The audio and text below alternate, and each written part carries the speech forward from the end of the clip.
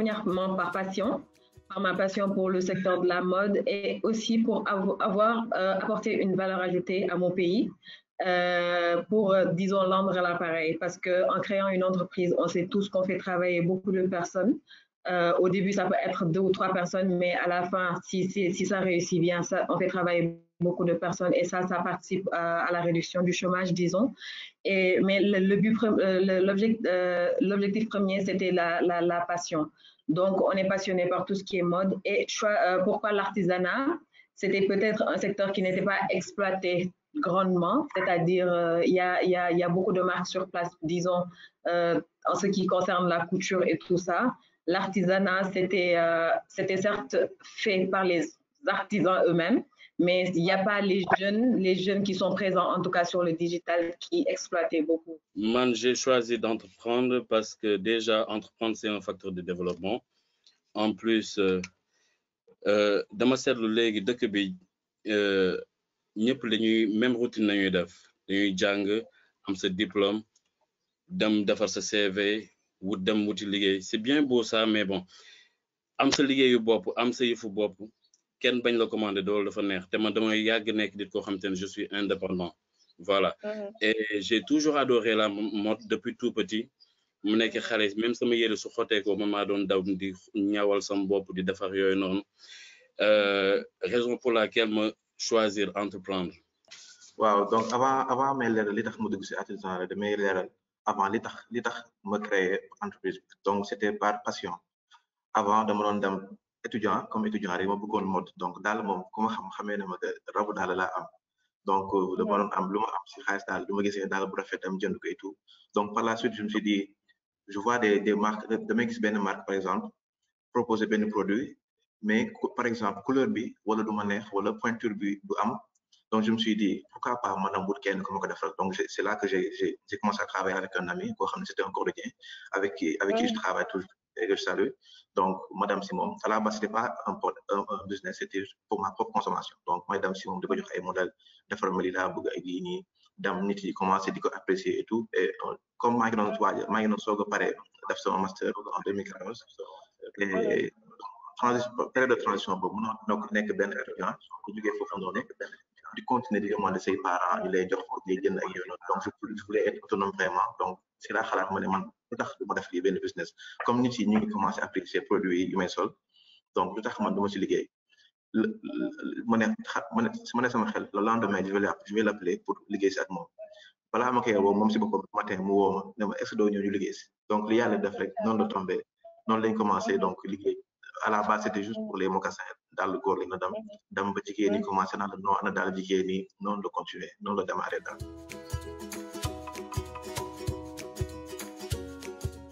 ma bëgg a xam ci seeni activité tey à quel moment vous avez senti vraiment le besoin d'utiliser le canal digital pour développer seeni activité question bi maa ngi commencé ci Lamine bi yoon. Pour moi ça a toujours été une nécessité parce que canal digital bi day facile c'est facile et c'est simple déjà da ngay toog sa kër client bi ñëw dugg ci internet bi que ça soit sur Instagram sur Facebook ou Twitter dem choisir moom lan moo ko intéressé envoyer le ko en message privé wala mu envoyer le ko WhatsApp ne la ndax produit bi disponible na ou pas nga su dee disponible na nga kii ko envoyé si livreur mu yóbbul ko su dee disponible nga confectionnel ko si diir bu gàtt yónnee livreur mu yóbbul ko mu fay par Orange Money donc canal digital bi léegi yombalal nañu lépp ba pare c'est fiable et c'est sécurisé. Je dirais que man digital bi en fait c'était une évidence. Une évidence la woon boo xam ne parce que mon entreprise est née dans cette période-là donc c'est né surtout avec la période Covid c'était un peu daf ma ko faciliter en fait digital bi daf ma faciliter lépp parce que on sait que dans le secteur où on évolue c'est pas quelque chose boo xam ne dafay jógee ci ñun dem directement ci client yi c'est toute une chaîne logistique boo xam ne de la fabrication à la livraison au paiement ça tout est digitalisé en fait. donc je peux dire que mënuma def comparaison boobu parce que dama naître ci digital bi ci boppam man ci sama bopp mais sama entreprise bi tamit donc voilà c'était une évidence en fait que j'utilise le digital pour mon activité en fait. li tax mu digital bi gën a yokk rapidité ci liggéey bi mooy tey da ngay toog sa kër ngay toog nit ki day ñëw envoyé ne la modèle bi laa bëgg nga envoyé sa cordonnier bi tout est digitalisé en fait du processus bi yëpp donc yow fi ngay toog même pour les matières que tu achètes donc tu envoies un mail wala fournisseur bi mu envoyé li laa bëgg ñu andi la ko livraison bi tamit même tout est digitalisé en fait livraison avant da ngay woo benn entreprise de livraison aujourd'hui dama am benn service de livraison boo xam ne nga leen envoyé message wala ci WhatsApp wala sur Instagram ils réagissent directement dam jël sa colis andi la ko sa kër mais même ak liggéey bi tamit li gën a gaaw mooy processus bi yëpp léegi c'est digitalisé. tey nan ngeen dundee transformation digitale bi nga xam ni def ngeen ko pour seen entreprise yomb na yombul parce que am na ñu bëri ñoo xam ne amuñu culture digitale tey nan ngeen ko dundee ndax am ngeen si ay jafe-jafe ak yan outils ngeen mettre en place pour gën a faciliter seen liggéey bi gën a liggéey. Comme vous le savez, transformation digitale bob dafa gaaw même bu fekkee ne tu as une formation digitale il faut tout le temps te mettre à jour ngay mettre à jour di xool li xew léegi lan moo bees léegi ngay changer sa méthode et tout ça parce que tout ça pour atteindre ce cible il faut nga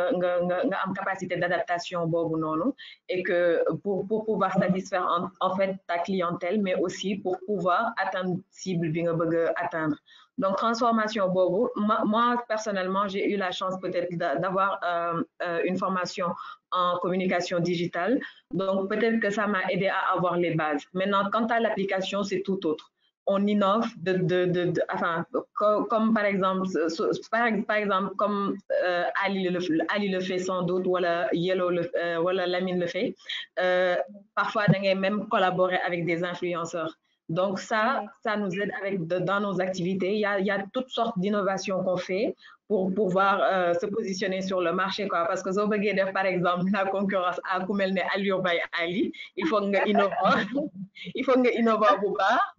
Voilà, il faut que innover bu baax. Par exemple li mi def lan nga ci mëna améliorer lan nga ci mëna apporter et tout ça. Donc tout ça nous aide à nous positionner en tout cas sur le digital. Aujourd'hui da ngay nekk ci benn phase boo xam ne par exemple nga am ay 10 commandes 20 commandes nga am ay outils yoo xam ne lay permettre nga expansion ce business donc commande yi day gën a yokk donc pour nga mën a gérer loolu il faut nga am ay moyens yoo xam ne day mën rapidité boobu noonu rapidité d'exécution boobu noonu nga mun ko am boo pare mën a suivre aussi parce que mënoo nekk benn business tamit liggéey bi commencé di yokk tamit te tamit say jumtukaay yi ngay utiliser tamit mënoo ko yokk tamit par rapport ak niveau bi nga nekk tamit donc loolu su amul rek yow sa liggéey bi amaana mën na sooxe donc à chaque fois comme li ko Fatma waxee rek il faut se mettre à niveau donc tout le temps donc moo tax ñun chaque fois dañuy xool li gën a jaadu ak liggéey bi fu mu toll par exemple bañ a nekk à la hauteur mais nekk plus à la hauteur que liggéey bi fu ñu nekk par exemple tey mën naa ne dañuy am ay commandes ay 20 ay 50 par le mois par exemple yow da ngay xool noo xam ne na ngay def ba mën a gérer 100 commandes le mois pour nga xam ne au moins 50 euros boo koy def rapidité boobu na décision day gaaw donc moo tax dañuy utiliser ay CRM pour am une base de données boo xam ne pour tous nos clients pour xam seen adresse xam seen numéro téléphone seen pointure nga xam ne day rapide tel client bu envoyé commande bi rek di nga xam ne kii kat lii mooy pointure am doo nekk fi di laaj wala genre affaire yooyu donc day gën a gaaw di nga xam pointure am après dañuy am peut-être base de données boo xam ne c'est pour les mesures et tout donc loolu yëpp day gën a facilité liggéey bi nga xam ne vite fait mun nga am sa liggéey daf ko nu mu waree daal mu gën a gaawee. tey ma bëgg a xam ndax am ngeen ay limites loo xam ni tey dina leen limiter ay contraintes la ci utilisation numérique boobu noonu. Alors, ay limites am nañ ko parfois parce que comme toute chose, hein, il y a des limites dans tout. Donc, dinañ am parfois ay limites, mais comme je dis tout le temps, loolu daf ñu permettre en fait ñuy améliorer suñu capacité. Loolu noonu à chaque fois par exemple suñu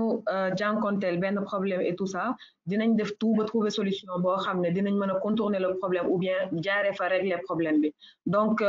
voilà, digital bi c'est un environnement là boo xam ne dafa vaste. Donc on ne peut pas tout maîtriser. C'est normal que ñu parfois ñu jànkonte ay affaire ay murs yoo xam ne peut-être duñu xam nan la ñuy résoudre loolu. Et heureusement, par exemple, en tout cas en ce qui me concerne, heureusement que parfois dañuy travailler ak ay nit ñoo xam ne ñoom peut-être dinañ xam un peu plus que nous par rapport à quelque chose. Donc ces personnes-là nous aident un peu à régler certains problèmes si jamais on est en face de ces problèmes-là. Des fois dina dajeex ay problèmes si numérique bi, comme des fois il y a des gens mal intentionnés yoo xam ne dañuy dugg si sa site wala si sa biir page ñëw di copier say modèle waaw yóbbu ko si seen ay page wala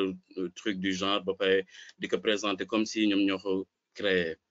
Voilà. Et loolu day indi ay problème keneen mën nañ ko reproduire la même chose mu foog ne que marque bi sama marque moo ko defar alors que c'est pas le cas. Après mu jàpp ne que je fais pas du bon travail wala genre yooyu noonu. En fait dans le monde en fait léegi ñuy liggéey mooy rapidité bi da ngay gis kenn day bëgg benn produit gis ko léegi nii ne tey laa ko bëgg. Le problème c'est qu'aujourd'hui c'est que ñun artisans yi Sénégal en Afrique je veux dire mooy peut-être que amuñu yenn matériel yi parce que c'est fait à la main. Donc des fois mën na arriver benn produit ñëw nekk en stock, mais le problème c'est que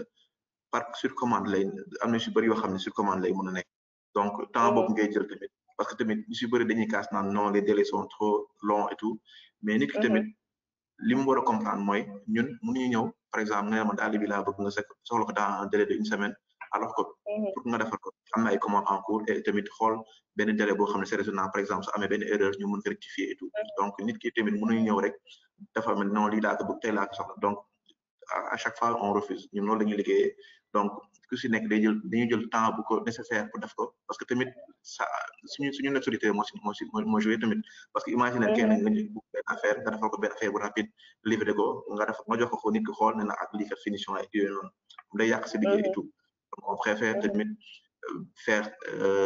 le produit bien mu baax nga xam ne nit ki su ko gisee kat mu xam ne lii kat jaroon na ko. Donc noonu daal dañuy liggéeyee nga xam ne te digital bi tamit dañu koy yombalal ndax tey lépp lu ñuy def rek jarul sax ñu nekk fii nii di déplacer ak yooyu lépp c'est fait ak téléphone ordinateur, donc c'est rapide. tey ban expérience moo leen gën a marqué par rapport à l'utilisation du digital ci seeni commande wala ci seen ak seen client lan moo leen gën a marqué tey, que ce soit mu nekk expérience bu neex que ce soit expérience bu nakari également pour entrepreneurs yi mën si jàng. Mais li ma gën a marqué mooy Aliou sax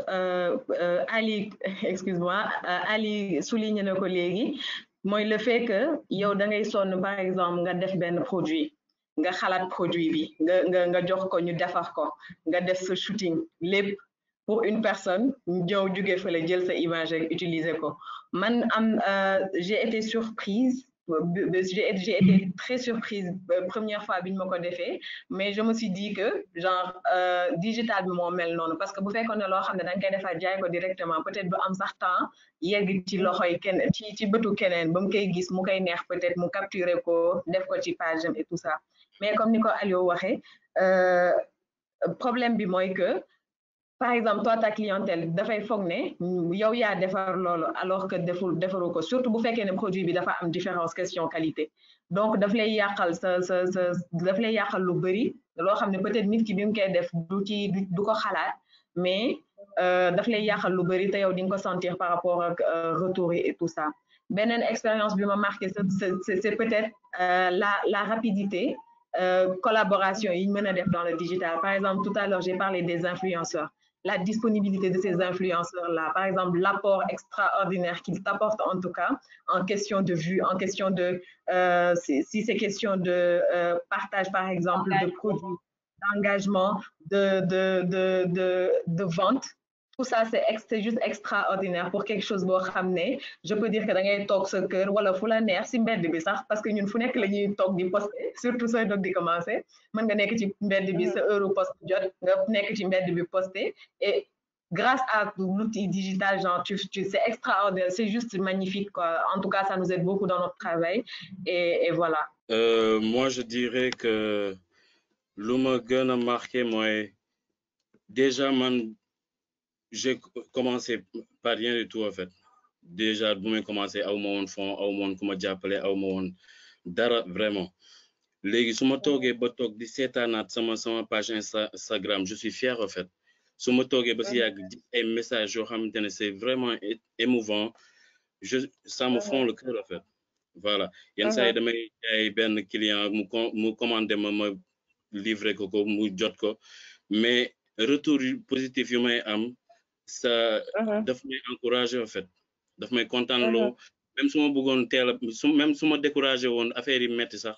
message yooyu su ma ko toogee di ko liiraat sax daf may gën a booster waat à l'avant en fait voilà message yooyu loolu daal moo may gën a moo ma gën a neex si kii bi digital bi. Et comme expérience comme Fatma lu ma wax rek mooy par exemple le fait que nga jël sa benn produit nga posté ko nit ñëw jëlaat ko posté waat ko et tout donc mos naa si am gis benn kenn ku ko mos a posté mais gis même produit la jël posté ko quoi donc ma envoyé un message comme si c'était un client quoi je passe la commande je dis je veux cette paire man xam ne que produit boobu sama produit la quoi la jël posté ko ma ba ñu conclure ma ne ko léegi comment ça se passe il faut une avance wala non tu payes à la livraison mu ne ko mais attends yow yaa ngi liggéey yow xamaanoo ma ñëw tey jël benn produit nga posté rek ñëw ne ma noor da nga xaar ba bu paree nga ñëw fay mu ne léegi soo ko livré léegi mu fay mu léegi nooy def après ma ne ko nag est-ce que xam nga marque bi nga posté nii xam nga ko mu ne non xam nga je l'ai vu non marque mu ne ma marque defar mu ne ko est-ce que xam nga bu baax marque bi mu ne ko mu bëgg insisté mu ne ko non soxna si lii nii marque defar xam nga tey lii su ma neexoon tey mun naa ñëw porter la plainte wala dafa dugal si yeneen ay affaires yoo xam ne jaru ko xam nga tamit liggéey comme li may wax tout le temps chaque fois dañu naan non la moo tax doo porter plainte doo kii xam nga tamit yaa jël sa produit posté ko ay nit yu bëri di ko gis munoo contrôler 10 millions de personnes lu ñuy def si sa image donc yow te da ngay def peut-être xanaa nga jéem waxtaan boo gisee loolu peut-être nga contacter personne bi kat nga ne ko lii ak lii kat lii mën na la si fekk nga xam ne kat nit yi liñ ko parce que bu ma njëkkee def loolu ba xool am benn service juridique boo xam ñoo gérer loolu ba ko def loolu sax ñu jéem a genre def ay procédures ak yooyu noonu laa am jaam parce que tamit mënoo continuer tamit chaque fois parce que nit da ngay def tamit nit day ñëw daf gis affaire bi commandé si keneen ñëw après gis ne benn marque bi moo si nekk dama wax ne ko kat marque diw lii ak lii ak lii ak lii alors que yow xamoo yégoo sax fi xaw donc loolu daal peut-être di ma gën a marqué. Est-ce que yéen depuis bi ngeen commencé seen activité vous avez senti en fait d'une façon ou d'une autre un certain accompagnement de l'État à travers peut-être des incubateurs? Est-ce que vous avez pu en bénéficier? Parce que quand on parle de transformation digitale, déjà il y a un ministère qui soutient cette transformation digitale. Il y a beaucoup d'entreprises à travers leur RSE également qui soutiennent la transformation digitale. Est-ce que tu as bénéficié par rapport à l'accompagnement yooyu? Moi je dirais que depuis le début man maay demal sama bopp en fait awma ku ma accompagner awma ku ma soutenir depuis début bi man maa nekk di ñafel sama bopp ba tey ji arrivé fu mu arrivé. J'ai fait quelques démarches, j'ai envoyé quelques demandes et tout ça mais jusqu'à présent aboutirul si dara voilà loolu tax ba tey ci ma jàpp fu ma jàpp rek te takk sama tubéy bu ba mu dëgër waaw di fighting di ñafe pour arriver fu sommet bi fu ma bëgg a yegg inchallah rabbi mais jusqu'à présent j'ai pas encore bénéficié d'un financement ou quoi que ce soit. Peut-être qu'il y a beaucoup d'agences de l'État qui sont là pour les entrepreneurs. Il y a plein d'agences de l'État qui sont là pour accompagner les entrepreneurs, que ça soit question financement, que ça soit dans les formations et tout ça. Il y a beaucoup d'agences qui en font. Mais pour l'instant, moi, je n'ai pas encore sollicité cette aide venant de l'État là, parce que comme Lamine peut-être, quand j'ai commencé avec mes propres économies. Donc, j'ai eu la chance d'avoir ces économies-là. Peut-être une personne qui a une chance ou une économie, il a sollicité état bi et je suis sûre que mënoon na dina gis agence boo xam ne moom mooy adapté pour mu def li mu bëgg a def mais moi en ce qui me concerne je n'ai pas eu cet accompagnement de l'État là, en tout cas pas encore. Je n'ai toujours pas sollicité l'État ou quelques moments pour essayer d'avoir des financements ou quelque chose. Donc, comme ni ñu waxee rek ku si nekk tey da ngaa jugee fenn di dem bëgg egg fenn tamit donc ku si nekk tamit yaa xool yow li nga soxla ak fi nga bëgg a jëm ak la nga koy mën a defal donc ñun man li ma gëm mooy li may defal sama bopp maa ngi koy jéem defal sama bopp ba pare donc xaaruma si kenn tamit donc li may def maa ngi koy def. Si vous deviez juste retenir un seul outil, ban outil lay nekk pour mën a développer seen business. xam naa sama collaborateurs yi dinañ me rejoindre ci réponse boobu sax ça sera difficile de choisir mais en tout cas moi pour ce qui marche le mieux pour moi en tout cas j'aurais retenu Instagram parce que avec Instagram disons que c'est benn outil boo xam ne dina regrouper lépp dina regrouper samay statut yi may posté dina retenir samay feed yi may posté c'est-à-dire interagir avec mes clients c'est comme s'il y avait le WhatsApp intégré. Donc, le client pourra passer ses commandes. Donc, tu peux faire des publicités en étant en collaboration avec les influenceurs ou bien avec les amis et tout ça.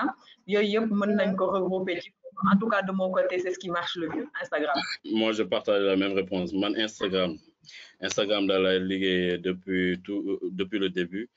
Moi, mon boosté, en fait. Voilà. Moi, je rejoins aussi Lamine et Fatma, mais de m'expliquer, je préfère Instagram. Au début, Facebook l'a tambelé, il a fait des posts et tout. Dans Twitter,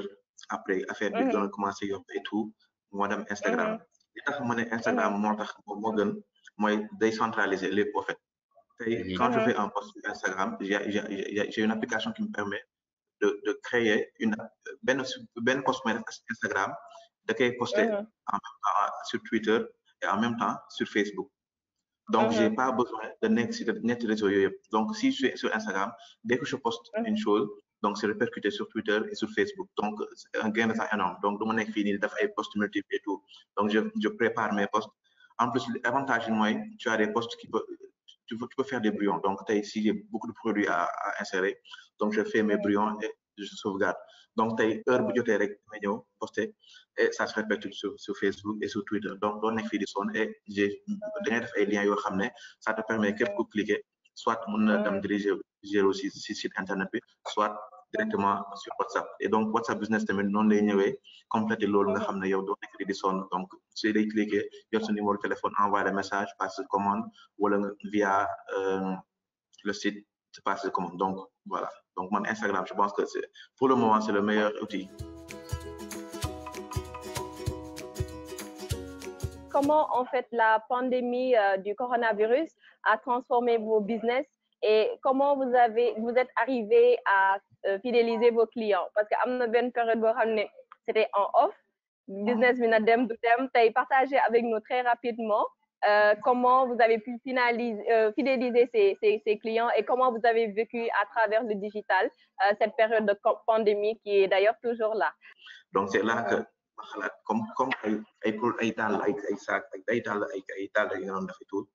donc xalaat def yeneen ay produits dérivés. Donc c'est là que j'ai commencé avant juste en début Covid bi j'ai commencé de créer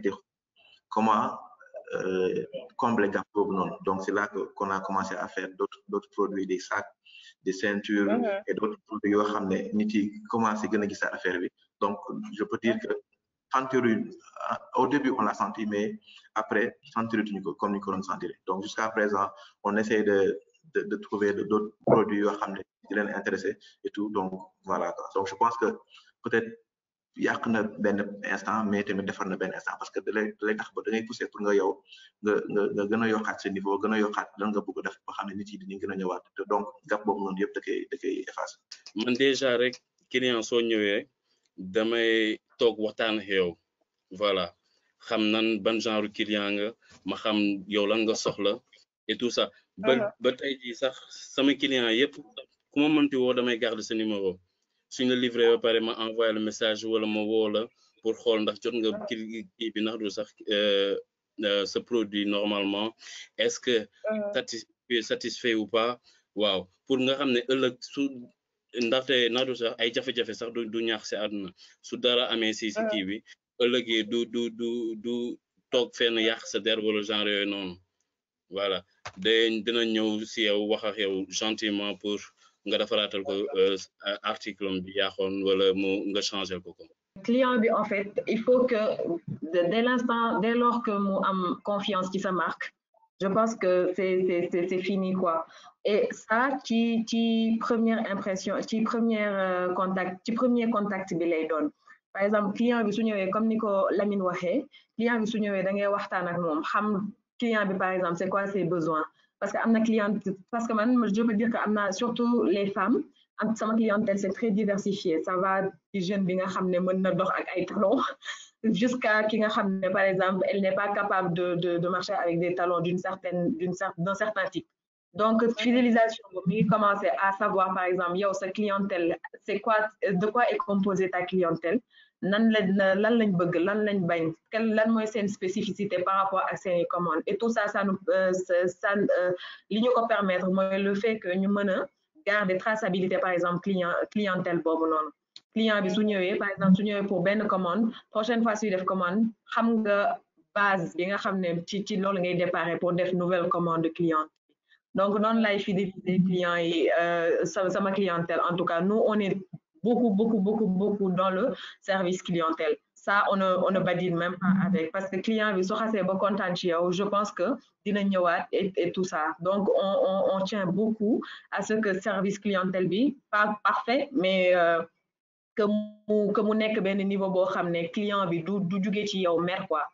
donc loolu la ñuy fidéliser client bi aussi tamit délai de livraison yi parce que parfois Ali l'a souligné tout à l'heure c'est très difficile parfois de satisfaire par exemple une cliente boo xam ne dafay ñëw dernier moment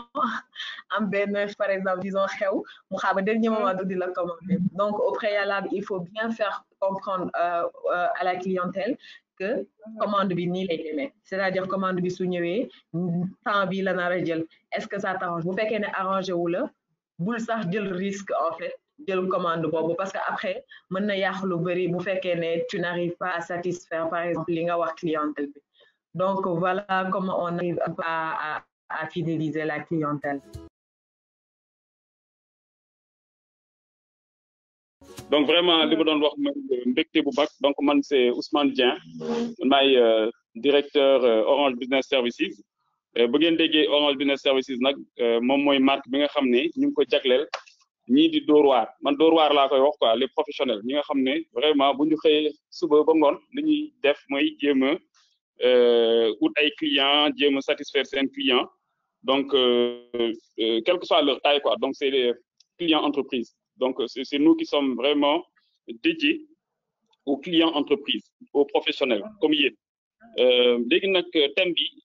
am na solo torop parce que bu ñu nee artisanat ak transformation digitale ñun def ñuy gën a wan ne que suñu ambition ñu am d'accompagner toutes les organisations dans leur transformation digitale mënuñu am ñu leen gën pour mën a commencer di ci wax parce que transformation digitale dafa nekk lu nga xam ne tey amul benn métier boo xam ne mën nga ko échapper ñëpp nar a transformé wu pour transformé wul à un certain moment keneen dina jóge fële ñëw fekk la fa jël la te bu la jëlee voilà concurrent lay doon et puis voilà dootoo ci mën a génn léegi nag bu ñu waxee transformation digitale pourquoi nit ñi war ci dem mooy li ma wax léegi nii rek bu fekkee ne tu te transformes pas à un moment donné ce ne sont pas les plus rapides qui vont prendre les plus longs ce sont les personnes qui se sont connectées qui sont les plus connectées c'est-à-dire qui ont réussi cette transformation qui vont à la limite absorber les autres donc les artisans les entrepreneurs ne peuvent pas échapper à cette transformation digitale li ma jot a dégg gis naa que vous êtes bien connectés am ngeen les réseaux sociaux que ce soit Instagram ou bien Facebook WhatsApp donc dégg naa ne que yéen a ngi ci aujourd'hui il y a vraiment des outils qui vous permettent de garantir la relation client c'est-à-dire que naka ngay jokkoowee ak say clients bu le client yi soxlaa wax par exemple produit bi ma jël am na problème bu ci nekk ñu mën na jot yow nga mën a waxtaan ak ñoom la facturation en ligne je ne sais pas si fekkee ne abordé nga ko Dior mais point boobu tam am na solo parce que par exemple là on est dans la crise Covid boo mënee jaay produit maam ku koy livrer am paiement bi mu mën a nekk en ligne yooyu yëpp dafa leen di jàppale que nga mën a def sa marketing ah sooy produit foog naa loolu tamit yéen koy def déjà mais daal li ma mën a wax mooy aujourd'hui OBS si loolu la ñuy yëngu dañu bëgg a fexe ba nga xam ne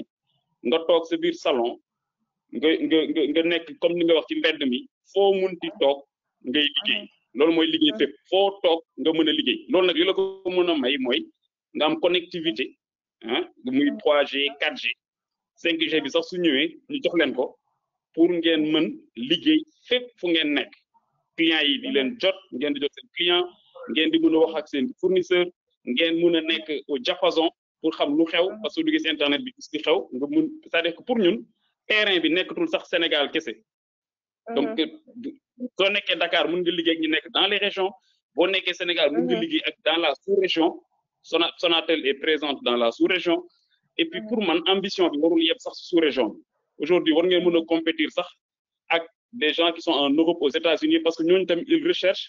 des produits de valeur des produits authentiques comme ni ko am na kenn ku ko wax sànq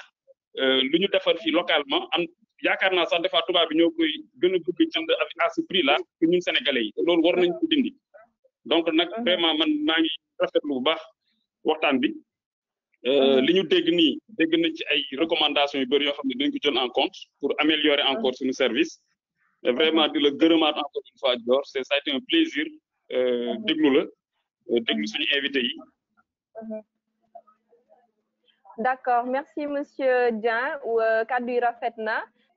Alors conseil bi ma mën a jox ñi nga xam ne bëgg nañoo engagé wu dans l'entrepreneuriat c'est que ne vous découragez pas et n'attendez personne n'attendez rien de personne loo mën ci am mën nga ci commencer parce que nit sax balaa mu laa mën a dimbali en fait il faut que mu fekk la ci dara ba pare même bu fekkee ne lu tuuti la il faut que nga commencer dara pour nit ki mën a engagé wu pour dimbali la te on est dans un pays boo xam ne les ressources sont disponibles c'est-à-dire les ressources surtout humaines sont disponibles parce que collaboration yi c'est pas seulement nga dem kenn jox la xaalis pour nga commencer ce business même le fait d'être en relation avec les gens il y a beaucoup de choses yoo xam ne ça t'apporte même plus parfois que financement donc ku bëgg ñi bëgg a commencer en tout cas bu ñu xaar kenn ci dara bu ñu xaar dara sotti dañu doog di def nañ ci sóobu mais aussi ci sóobo il faut que ñu commence ñu xam dès le départ que ne du yomb entrepreneuriat c'est très difficile lu metti la tu vas manquer de sommeil tu vas être en face de beaucoup de défis mais tant qu'il y a la passion tant qu'il y a am nga motivation boobu noonu pour atteindre benn objectif bi yàlla dina jàpp quoi genre à chaque fois que tu es en face de problèmes wala ay des challenges yoo xam ne donc war a relever donc j'en profite pour remercier aussi Orange Business Service de nous avoir permis de participer à ce live et de pouvoir donner des conseils en tout cas yi ñu jot a dund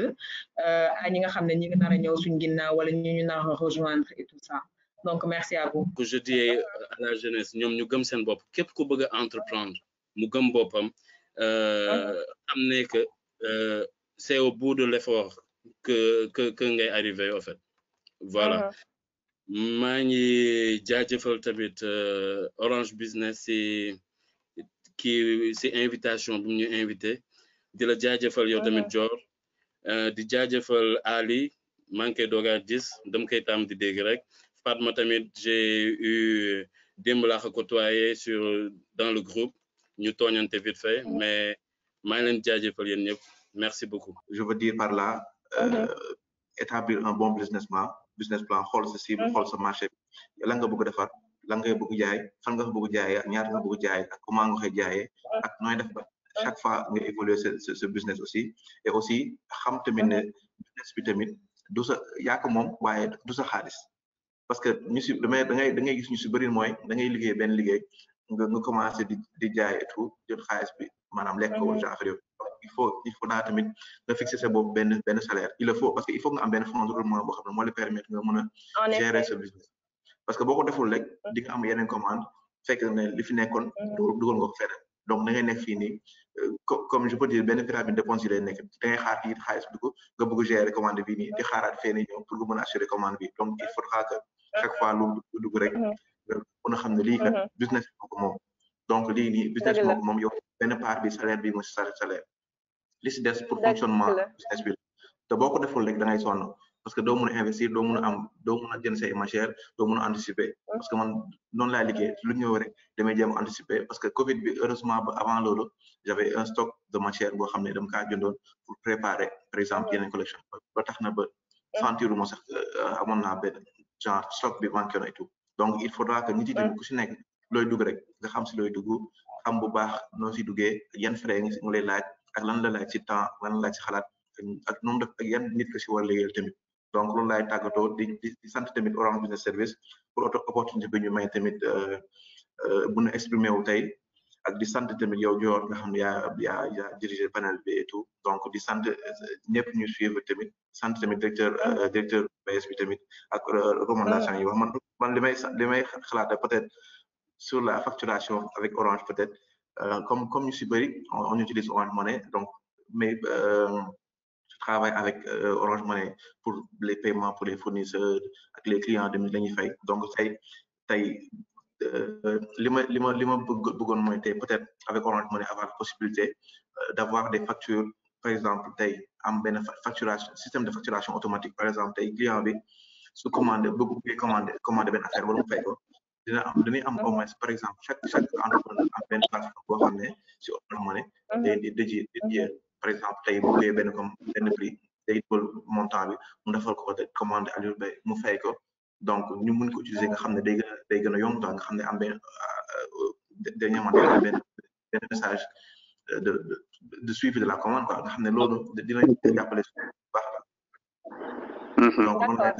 lay di ñaan ñëpp tamit suñu borom jox xéwali Samba business bi voilà donc